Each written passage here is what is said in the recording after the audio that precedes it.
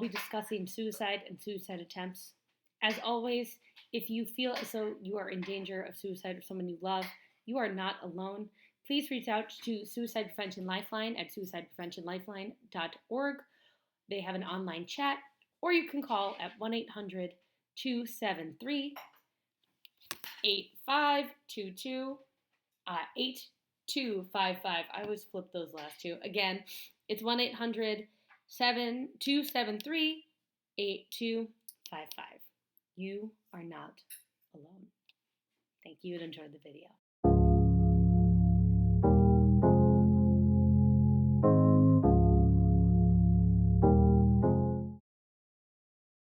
Exhausted, but she has to do things.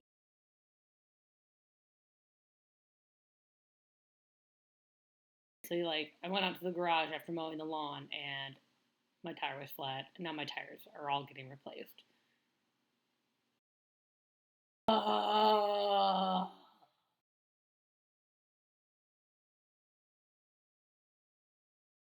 Sorry, this has been a really awkward intro. I honestly don't know where to start this video.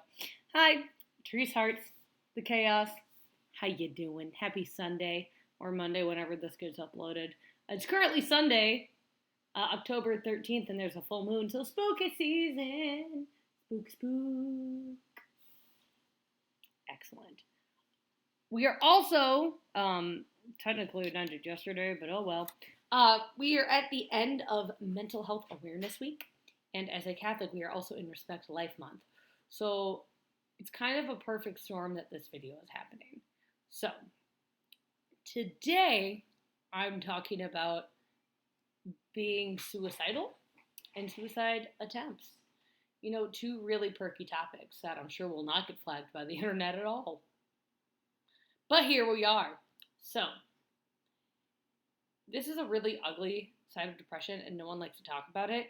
But as a person who has helped people who have been suicidal, as a teacher who's worked with kids who are suicidal, this is a really important thing that needs to be talked about. So here we are. In my personal journey, for those of you who don't watch this channel or haven't watched this channel yet, I have been diagnosed with depression and generalized anxiety disorder. Both are moderate to severe, somewhere in that middle, for about 6 years. Probably should have been diagnosed earlier, but you know, at least I got help. I'm actually restarting therapy next Saturday at 8:30 in the morning because nothing says you need help like an 8:30 on Saturday therapy appointment. Delicious. Anyways. Again, I don't really know where to start with this, so let's just go with it. The first time I had ever felt suicidal was probably the first time I should have gotten help, but I just shoved it under a rug and didn't. When I was 16, that's when the first symptoms of depression and anxiety really started to pop into my life. More depression at that point than anxiety. I was really lonely and trying to find my place at school, and I thought I had found it with one of my male friends. He was my confirmation sponsor. We were in theater. We were in choir together. But he had his own personal baggage that he was trying to deal with, and he was very introverted, and I was very extroverted, and the two didn't mesh, and he just kind of needed some space, and I didn't really understand that, and I really wanted him to notice me, and I was driving back from musical Strike. We had just done the show Wizard of Oz. He was the Cowardly Lion. I was a crow. And I really wanted him to care. I wanted somebody to care. I felt so alone in all of it. And I just wanted somebody to give the care.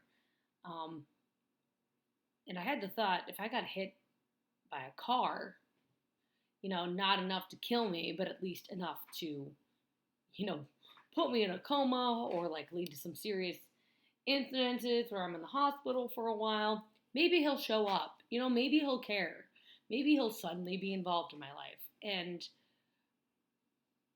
that was the first time I ever felt like hurting myself for attention or to feel that I needed to be injured for someone to love me or to express that love. Um, Moving on forward from that, that was a really dark period, and I was pretty lucky to not be suicidal for about 3 years after that. I was in a relationship, which is something I'm really nervous to talk about, and I'm going to therapy too. So maybe once I get more into therapy, I can talk about that high school relationship. But fast forwarding, freshman year of college, end of it, the guy I was in a high school relationship with, um, we broke up right before we went to college. But we kept in touch, and it was this whole thing of like, God says we can speak, God says we can't speak. And it was a lot of back and forth, but we did miss each other. And he had decided that he was going to go to seminary right before, or right at the end of his freshman year.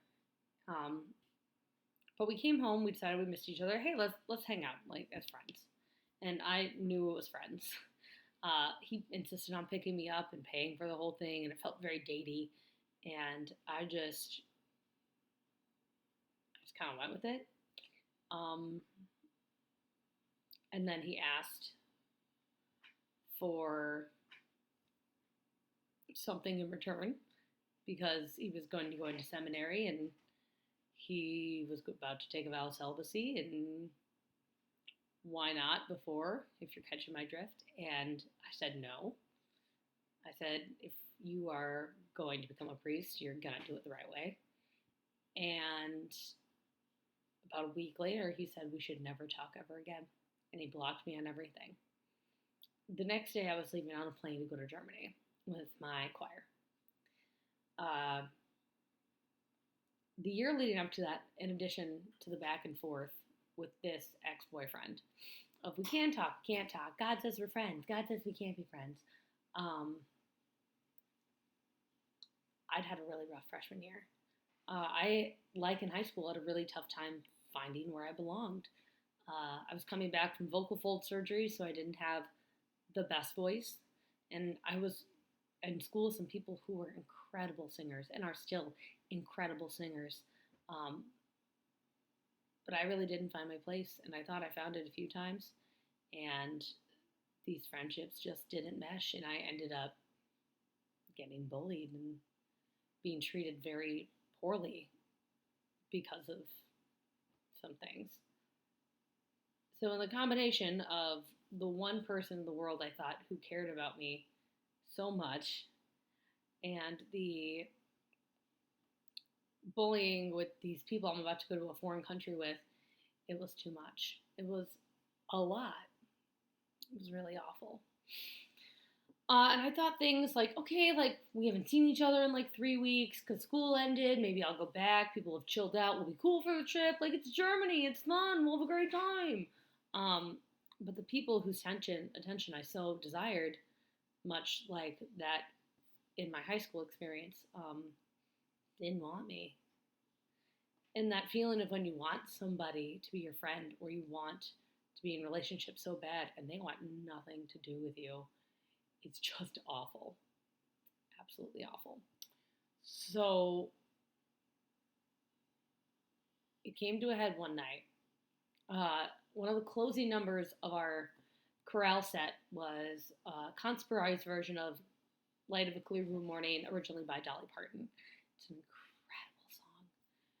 And the girl who I was having issues with actually had the solo. Incredible singer. She's amazing. And I sat next to the chorale president, who was Catholic, and like we had gone to church together, and I was like, I can't see the light. There isn't a light. I don't have friends. I don't have a place to belong.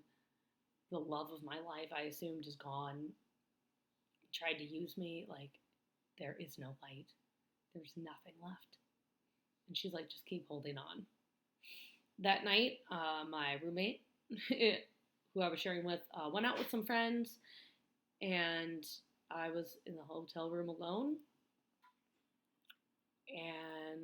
I saw a towel and a towel rack that were the perfect height for hanging myself. And I pretty much prepped to do it all, but stopped because of two things. First of all, I had a 12-year-old sister at the time. She's now 18.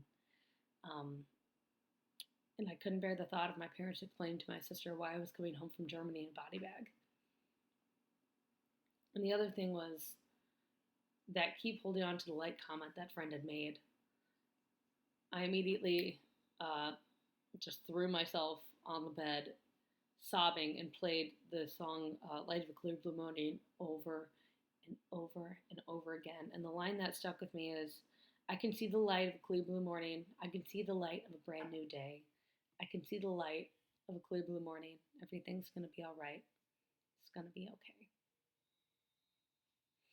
And again, I just felt so unwanted and so unloved, and how could anyone want me?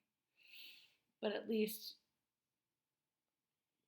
I knew I had my sister, and I knew God put Lauren in that conversation on the bus back from a performance in my life at that time. Fast forward 2 weeks after almost killing myself, I ended up winning a beauty pageant. And it just goes to show that some of the most put together people who may seem so eloquent and kind and sweet and have it all together are really not. Everyone always points to the example of Robin Williams, including me. He was America's funny man, and he hung himself. You never know what's happening. Believe it or not, after that near suicide attempt, I still didn't get help. I ended up going about another 6 months before I started to get into therapy and got diagnosed. In those 6 months, I tried to do what I'd always done. I tried to fill the void in my heart with affection from others. And the second they stopped wanting me, I felt worthless. It's not that I defined myself by their love, it's that I wanted someone to care. And I think that's a pretty universal concept. While in therapy for the first time, about age 20, I also had some really rough times. I struggled with alcohol. There was a point where I was like drunk 5 days out of the week. It was bad. And I went back to that idea of maybe if I got hit by a car, somebody would care. I remember one night I was driving from somewhere in my car on campus, and I almost edged out in front of a semi. Now, the big things you're always going to hear with people who are suicidal and didn't go through with it is that it gets better. There's a light at the end, which there is, but no one talks about just how shitty that climb is. I'm sorry for using profanity, but there's no other way to say it. The climb is awful. And I'm pretty sure the only way I made it through that climb is because I had a good therapist and God.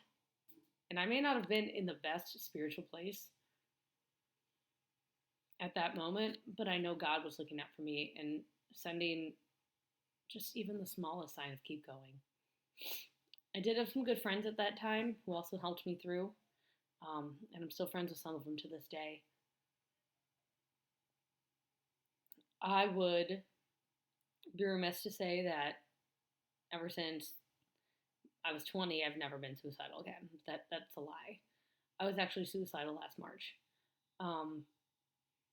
Things at work had just hit a boiling point, and someone, again, that I really thought I depended on threatened me, and I felt very not safe and very manipulated, and I ended up taking the day off of work to go get help and almost got hospitalized. Doctor did find out I did not need to be hospitalized. I brought my husband with me just in case I did.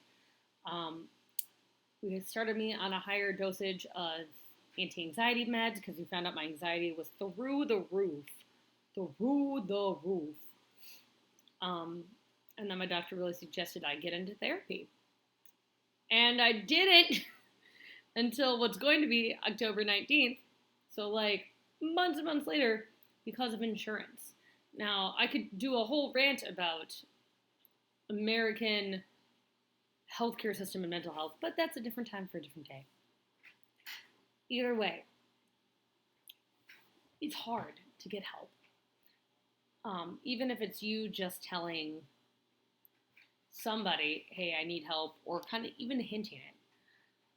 And hopefully the person you hint it to is someone that you trust and someone who understands the importance of getting help for people who are mentally not at their best.